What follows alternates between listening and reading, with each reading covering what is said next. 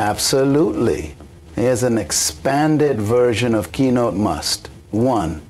Powerful opening made more in-depth and detailed to help you fully understand and apply it in a speech. Like, wake up and conquer the day. 1. Powerful opening, expanded. The opening of your keynote speech is everything. It's your golden moment to capture attention, create emotional connection, and set the tone for everything that follows. Think of it like a movie trailer.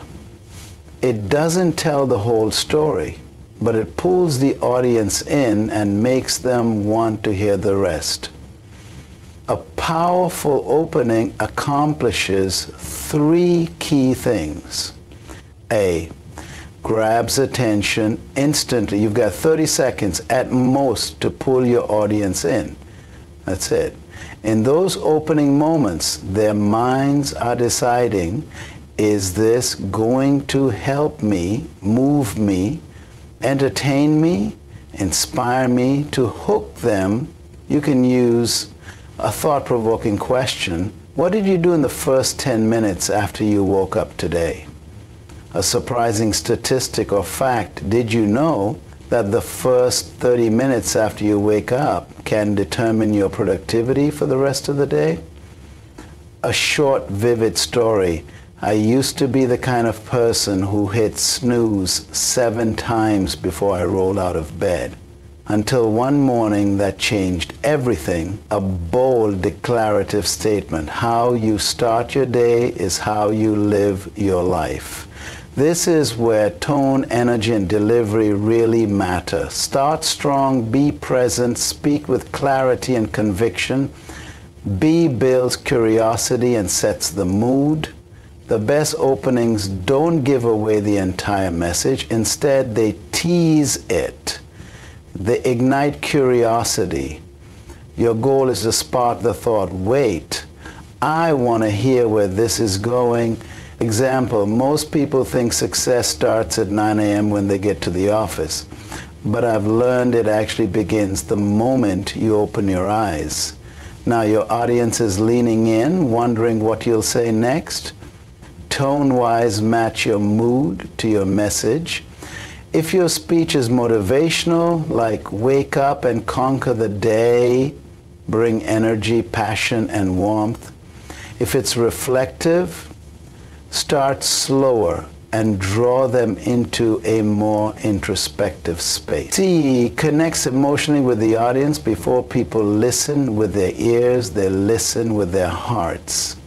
That means the most powerful openings hit on something human, something they felt, whether it's the frustration of waking up tired, the guilt of snoozing away a morning, or the deep desire to take control of their life.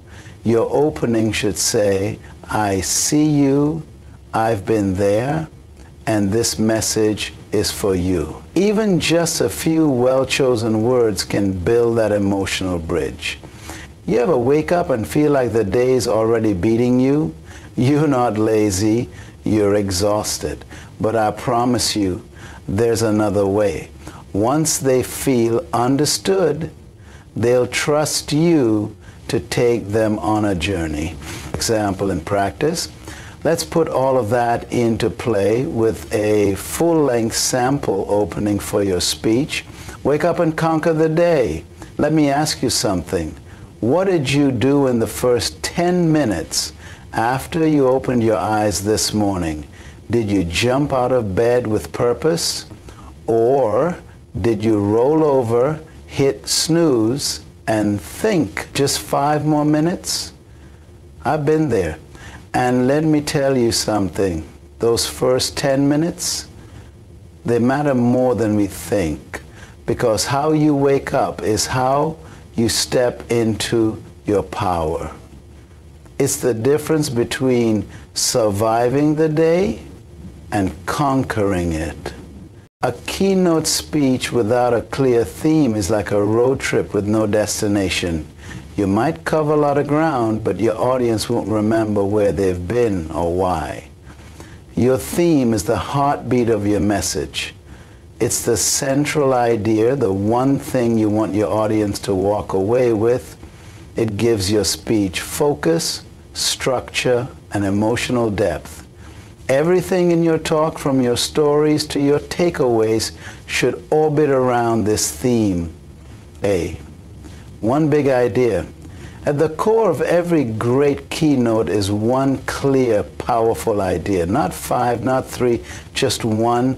For this speech, the core theme could be, your morning sets the tone for your entire day. And when you take control of it, you take control of your life. That single statement becomes your anchor. No matter how many stories or side points you explore, you always come back to this truth. It's like a chorus in a song, familiar, grounding, and powerful. Repeating it or variations of it gives your speech rhythm and helps your audience absorb and remember it. B. Everything aligns with the theme. Once your theme is locked in, every part of your speech, your anecdotes, stats, humor, metaphors, and motivational moments should reinforce that central message. Ask yourself, does this story support my theme? Does this example illustrate the power of a strong morning?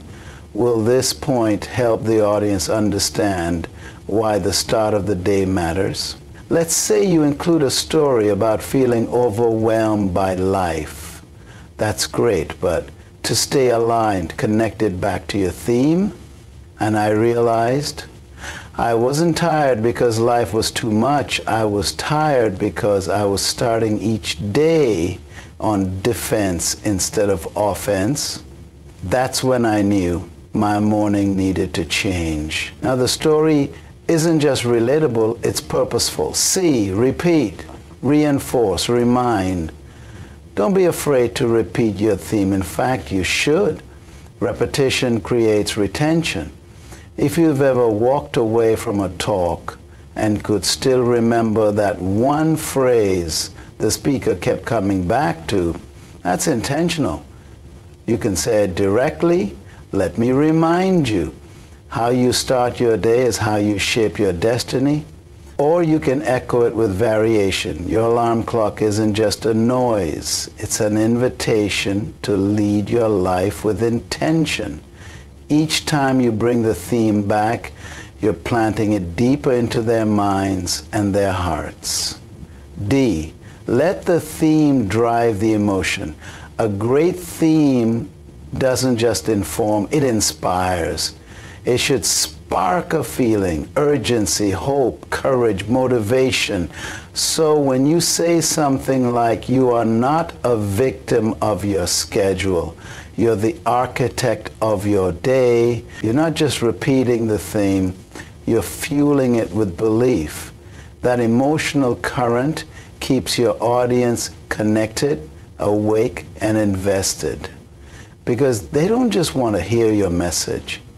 They want to feel it come alive in their own lives. If your theme is the heart of your speech, then stories are the lifeblood that keeps it pumping. They're what make your message stick, not just in the head, but in the heart.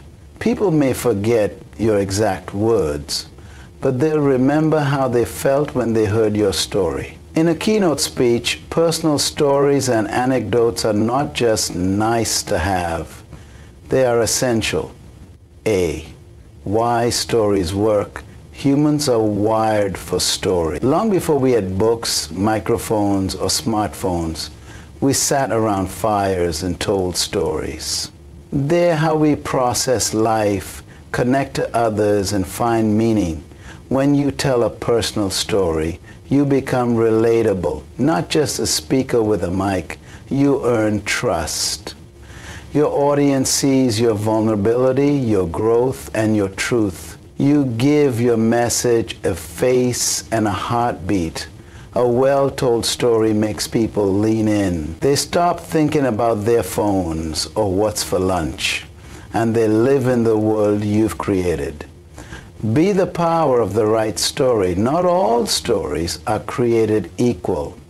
The right story does three things. It connects to your theme, for example, owning your morning. It reflects a personal truth that happened to you or someone close to you. It shows transformation or insight.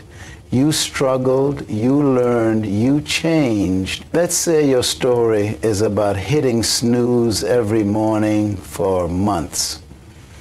That's not just a routine, it's a metaphor for putting your life on hold. Example, I used to wake up and immediately feel defeated before I'd even brush my teeth. I'd already convinced myself I was behind. I'd scroll through other people's highlight reels, feeling like I couldn't even get through my to-do list. But I realized this wasn't about time management. It was about self-management. I wasn't tired. I was unaligned. Boom. That's powerful. It's honest. And it loops directly into the message of conquering your day. C. Paint the picture. Use vivid detail. The best stories make your audience see it, hear it, and feel it. It's not enough to say, I used to struggle in the mornings. Instead, show them. I'd wake up to the sound of my third alarm, already 45 minutes behind. My room was dark, my phone screen lit up with unanswered messages, and the first thought in my head was, I can't do this today. I hadn't even gotten out of bed, and already I was overwhelmed. Use sensory language. Talk about the setting, the feeling, the internal dialogue. Let your audience step into your shoes so they can walk with you toward the insight. D, vulnerability equals connection. Don't be afraid to show your low points. People don't connect to perfection, they connect to progress. If your story shows where you stumbled, what you struggled with, and how you turned it around, it becomes a mirror for the audience to reflect on their own lives. You don't have to be dramatic, just be real. Let's say you tell a story about starting your mornings with negative self-talk. That's relatable for so many people. When you say, I used to wake up and immediately start tearing myself down, and I didn't even realize it.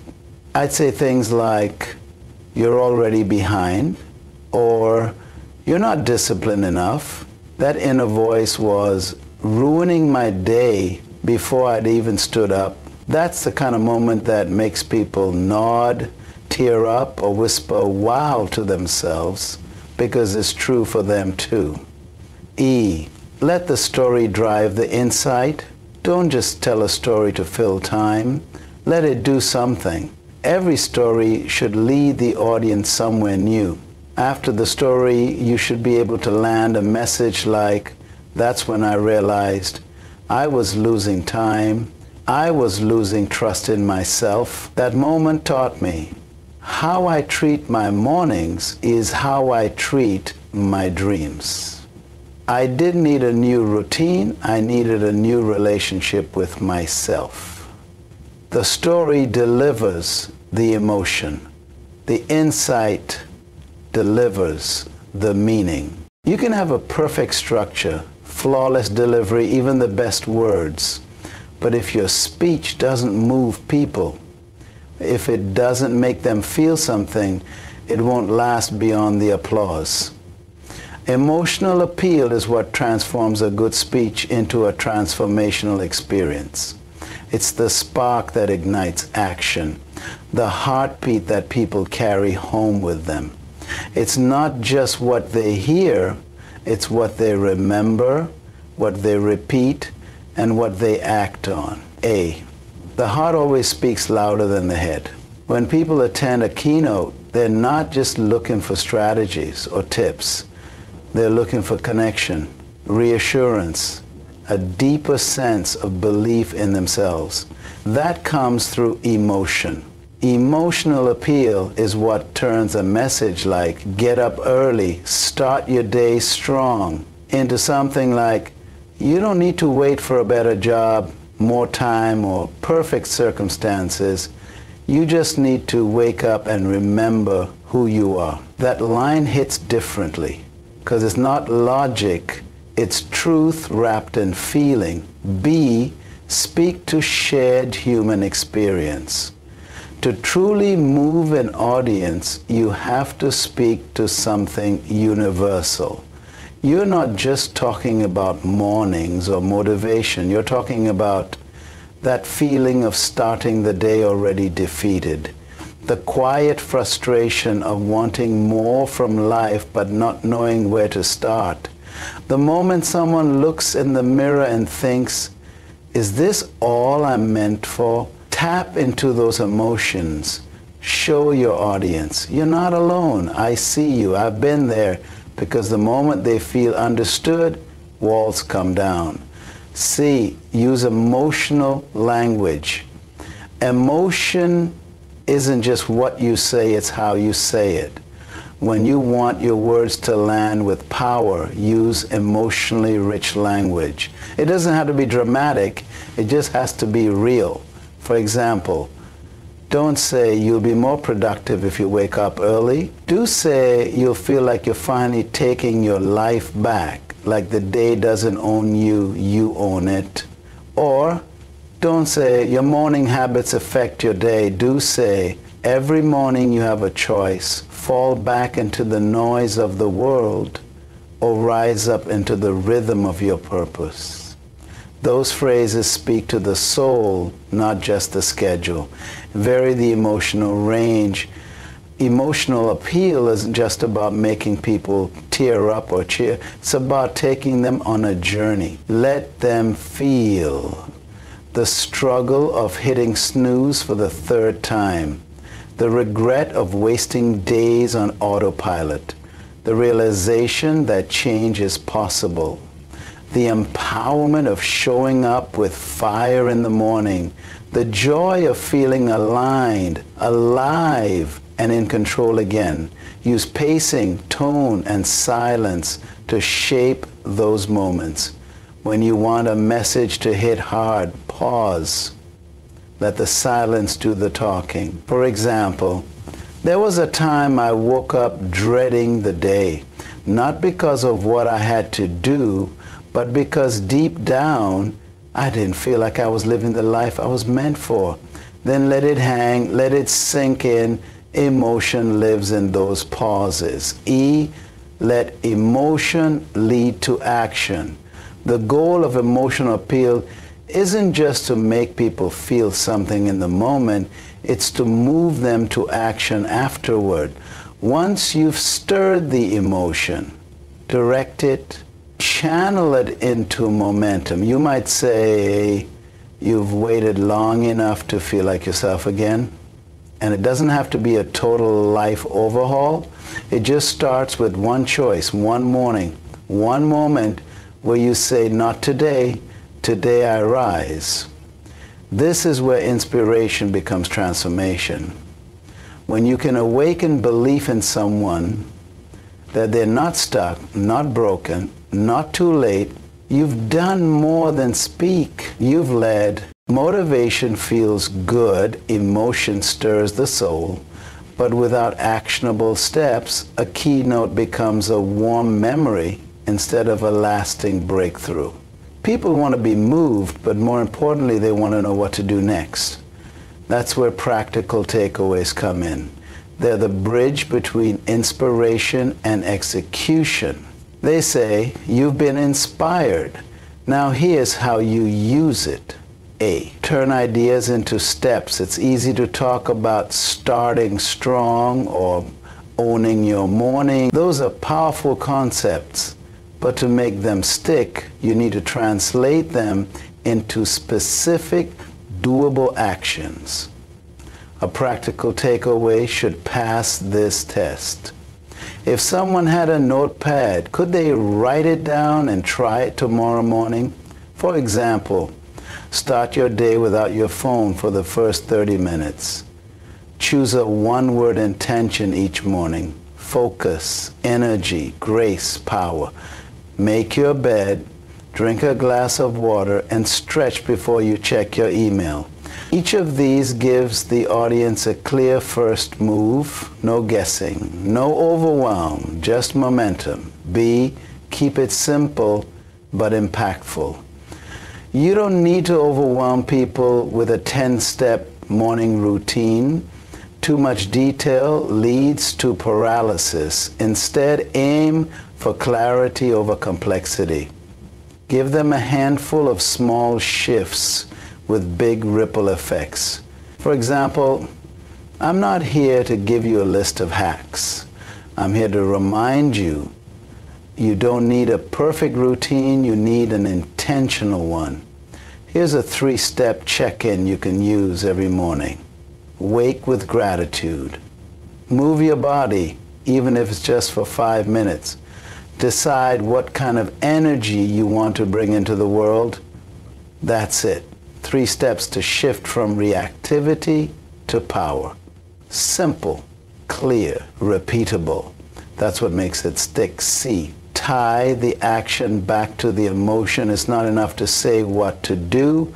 You have to remind them why it matters. Connect the takeaway to a deeper emotional payoff. Example, instead of journal your goals every morning, say, when you write your goals down first thing in the morning, you're not just making a to-do list.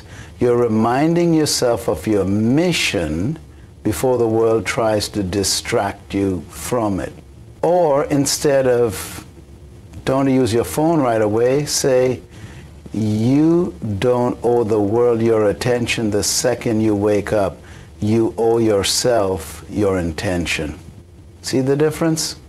Now that action has a soul behind it. D, create a do this now moment. Every great keynote has a moment where the speaker says something like, before you go to bed tonight, do this. This is where you give the audience something they can do within the next 12 hours. No delay, no planning, no perfect setup, just immediate action. You might say tomorrow morning when your alarm goes off, don't hit snooze. Don't roll over. Instead, sit up, put your feet on the floor, and say this out loud. Today I lead. Today I rise. Today I conquer. It sounds simple, but it's symbolic. It's you taking your power back. That one move becomes a moment of ritual, something personal, memorable, shareable, and it begins the shift. E, give the audience tools to win. If possible, provide tools or frameworks that people can apply repeatedly, not just tomorrow, but for the long haul. Example frameworks, the 3 M's, morning method, move, meditate, mindset. Move your body, calm your mind, choose your focus. The 5-minute power up, make your bed, drink water, take 5 deep breaths. Write 1 sentence, today I will, underscore. Say 1 affirmation aloud. I am ready. I am powerful. I am in charge of how this day feels. These kinds of frameworks give your audience ownership. They feel empowered, not just inspired, because they're walking away with more than words. They're walking away with a system they can use. As she sat watching the world go by, something caught her eye. It wasn't so much its color or shape, but the way it was moving. She squinted to see if she could better understand what it was and where it was going, but it didn't help. As she continued to stare into the distance, she didn't understand why this uneasiness was building inside her body. You're not just speaking to a crowd, you're speaking to individual humans, each carrying their own silent battles, hidden dreams, and untold stories. And the most powerful key to any keynote isn't charisma or clever lines, it's connection. When you connect with the audience, they don't just listen, they lean in. They don't just hear your story, they start to see their own inside of it. A connection greater than performance. This isn't a talent show. You're not performing for applause. You're reaching for resonance. The goal isn't to impress, it's to reach. People don't need perfect, they need real. They need someone who doesn't talk at them, but speaks to them and even more powerfully with them. You create that connection by dropping your guard, by being fully present, by caring more about being understood than sounding smart. That shift alone changes everything. B, speak with, not at. Too many speakers talk like they're lecturing from a mountaintop, but true connection happens when it feels like a conversation, not a monologue. You can say things like, you know that feeling when your alarm goes off and your first thought is, not again? If you've ever looked at your calendar and felt completely buried before the day even starts, I see you. You ever have one of those mornings where it feels like your soul hits snooze too? That kind of phrasing turns a speech into a shared experience. The audience doesn't feel like spectators, they feel seen. C, let the audience feel you. Don't just deliver your message, live it in front of them. When you tell a story, relive it. Let the emotion move through your voice. Let them see the moments that shaped you. When you drop into a moment of truth, pause, breathe, let your vulnerability show. Whether it's a tear in your eye, a crack in your voice, or a deep breath before you speak, it matters. That's when your audience sees not just a speaker, but a human. And when that happens, you're no longer on a stage, you're with them for them. D, read the room and respond. A great speaker watches the room as much as they lead it. Connection means being attuned, not just to what you're saying, but to how it's landing. Are they nodding? Lean into that part. Take it deeper. Are they silent and still? Pause. Let it sink. Do you hear a laugh? Smile. Feed off the energy. Do they look tired? Wake them up with a burst of energy, a shift in tone, a surprise question. Every room has a rhythm, a feeling. Great connection means learning to dance with it. You don't bulldoze through your speech. You breathe with it. Ask questions that invite reflection, even if they don't answer out loud. Asking questions sparks engagement. Use reflective questions like, what's the first thing you said to yourself this morning? When was the last time you woke up excited about your own life? If nothing changed, would you be proud of how you spent your next 30 mornings? Those questions aren't just filler, they mirrors. They flip the focus back to the audience's inner world, and when someone is reflecting, they're not just hearing you, they're feeling within themselves. F, include the audience in the moment. Look them in the eyes. Walk toward them. Use your hands, your energy, your body language to break the invisible wall between the stage and the seats. You can even involve them directly. If you've ever felt that way, raise your hand. Pause. Let them feel they're not alone.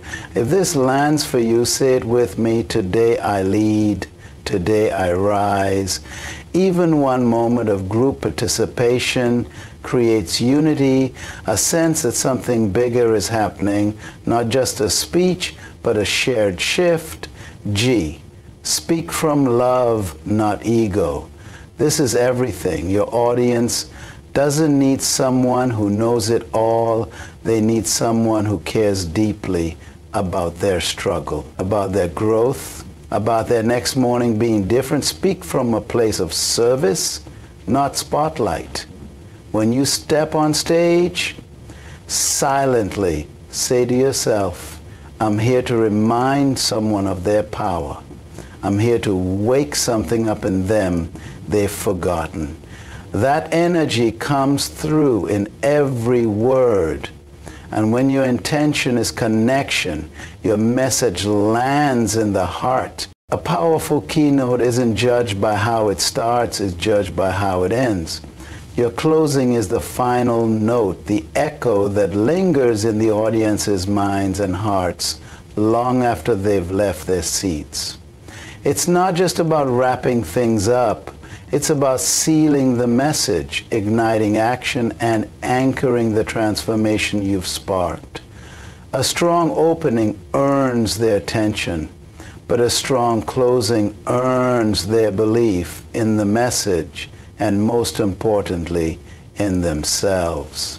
And elevate, your closing shouldn't feel like the credits rolling. It should feel like the climax of the journey. Everything you've said before, your stories, insights, and takeaways, should build into this final rise.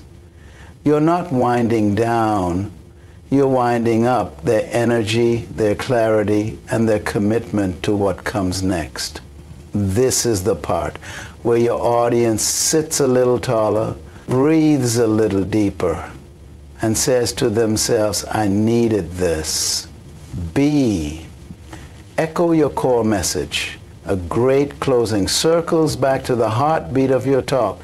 For a keynote like Wake Up and Conquer the Day, your closing should bring the audience full circle, reminding them what this was really about. Was it just about mornings? No. It's about self-leadership. It's about remembering your worth before the world tells you otherwise. It's about starting every day with the decision to rise instead of retreat. Let your closing crystallize that. You might say, this wasn't just a talk about mornings. This was a reminder that your first hour is sacred. That before the emails, the meetings, the noise, you have a window of truth. A moment where you decide who you are and how you show up for your life. That kind of callback wraps everything in purpose. See, drop a line that sticks. One of the most powerful tools in your closing is a sticky sentence. A line that's so sharp, so clear, so true, people remember it long after the lights go down. These are your tattoo lines, the ones that make people whisper, wow, under their breath or jot it down in all caps. Examples. You don't have to control the whole day. Just conquer the first hour. The alarm clock doesn't wake you up. Your purpose does. How you wake up is how you live. Rise like it matters because you do. Don't overfill your close with quotes. Pick one that lands. Let it breathe. Let it become their mental mantra. D, create a vision for the listener. A great close paints a picture, not of the past, but of what's possible. This is where you lift their gaze. You show them what their life could look like if they really lived this message. You could say, imagine waking up tomorrow, not from obligation, but from intention. Imagine a morning that doesn't start with panic, but with power. Imagine looking in the mirror and knowing, I've already won today because I showed up, not for perfection, but for presence, for progress, for purpose. This moment stirs something deep. It helps your audience see what they can become, and once someone sees that, they can never unsee it. E, leave them with a challenge. Inspiration fades unless it's converted into decision. A great closing leaves the audience with a clear call to rise. A challenge that invites them into ownership, not just admiration. Examples. Tomorrow morning, when your alarm goes off, don't hit snooze, hit start. Before you check your phone, check in with yourself. Don't wait for motivation. Choose a morning routine that reminds you who you are and do it anyway. The challenge doesn't have to be big, it just has to be personal and immediate. Something they can act on within 24 hours so the fire you've lit becomes a habit, not a moment. F, end with power, not politeness. You don't want to trail off with, "That's all I have today," or "Thanks for listening." That's forgettable. Instead, end with conviction. Even if your voice is soft, let your presence be loud. Deliver your final lines with full breath, full body, and full belief. Let your last words be the kind that make the audience pause before they clap. Not because they're waiting, but because they're processing. The best closings don't end a talk, they begin a movement within the heart, the mind, and the daily choices of every person in the room. Words matter, structure matters, but what truly electrifies a keynote, what reaches people beyond their ears and into their bones, is energy, not fake hype, not rehearsed enthusiasm, but real, grounded, felt energy. The kind that comes from deep inside you and makes every person in the room feel like they mean this. Because energy isn't just a vibe, it's a transmission. It's the difference between someone talking at you and someone moving through you. Hey, energy must be real, not performed. People are brilliant at detecting fake. They know when someone's turning it on for show. What moves them is not a speaker pretending to be up. It's a speaker who's tapped into the truth of what they're saying, tapped into the urgency of the message, tapped into the why that got them on that stage in the first place. You don't need to bounce or shout or force energy, but you do need to bring your full presence. Real energy isn't about volume, it's about intensity of belief. B, be the embodiment of the message. If your keynote is about waking up and conquering the day, then your body, your voice, and your presence must feel like the message itself. You are the example. You are the living proof. If you want them to rise with power, you must stand with power. If you want them to be intentional, then you must speak with purpose in every word. If you want them to wake up ready, you must walk on stage like you already did. Even before you say a word, your energy should whisper, "This person lives what they speak." C, match emotion to message. Energy isn't one note, it's dynamic, it flows, it shifts. Just like a great song, your keynote needs contrast, highs, lows, surge. When you're speaking about the struggle of hitting snooze, your tone might soften. You slow your pace, you let them feel the weight of those tired mornings. But when you pivot to purpose, to fire, to choice, you rise. Your tone sharpens, your posture lifts, your eyes lock in. You become a wave that lifts the room. The audience takes cues from your shifts. Your emotional tempo teaches them how to feel. D, don't drain. Transfer. Some speakers blast energy at the crowd. It's loud, frantic, and leaves people more tired than inspired. But true keynote energy isn't about overwhelming, it's about transferring power. The energy you bring should make your audience feel more connected to themselves, more awake, more certain, more ready. That doesn't come from shouting, it comes from conviction, it comes from telling a story and reliving it, from asking a question and caring about the answer, even if it's silent. It comes from the look in your eyes that says, "I believe in you. because I've been where you are and I got up, and so can you. Anchor into your why before you speak. Right before you step on stage, close your eyes, breathe deep, and ask yourself, why does this message matter to me? Who am I here to serve? What's the one feeling I want every person in this room to walk away with? This little ritual grounds your energy in service, not self. When you speak from that place, your authenticity becomes undeniable. And that's when your energy is no longer something you're trying to create. It's something that flows through you. Fifth, use the space. Not just your voice energy is also physical. It lives in your gestures, your pacing, your stance. You don't need to be theatrical, but be intentional with your movement. When you're making a powerful point, plant your feet. Let stillness amplify your certainty. When you ask a question, step toward the audience. Shorten the distance.